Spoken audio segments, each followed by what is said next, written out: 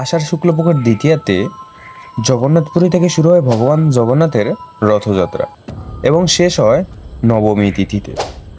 2024 সালের জগন্নাথ রথযাত্রা শুরু হবে 7ই জুলাই এবং শেষ হবে 16ই জুলাই। স্কন্দপুরাণ অনুসারে রথযাত্রায় শ্রী জগন্নাথের নাম জপ করতে করতে গুচিন্ডা নগরে গেলে পুনর্জন্ম বন্ধন থেকে মুক্তি পাওয়া যায়। এছাড়া ভগবানের নাম জপ করে রথযাত্রায় যুক্ত হলে সমস্ত মনোবাঞ্ছা পূর্ণ হয়।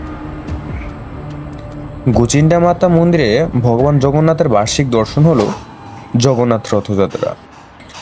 একবার ভগবান শ্রীকৃষ্ণের বোন সুভদ্রা শহর দেখার ইচ্ছা প্রকাশ করেছিলেন। তখন জগন্নাথ রথে চড়ে শহর ভ্রমণে নিয়ে যান সুভদ্রাকে। ভগবান বিষ্ণুর এক রূপ হলো ভগবান জগন্নাথ। বৈষ্ণব ধর্মের অনুসারীরাও পুজো করেন ভগবান জগন্নাথের।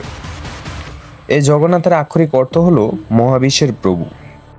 জগন্নাথ মন্দির পবিত্র গুরুত্বপূর্ণ তীর্থস্থান।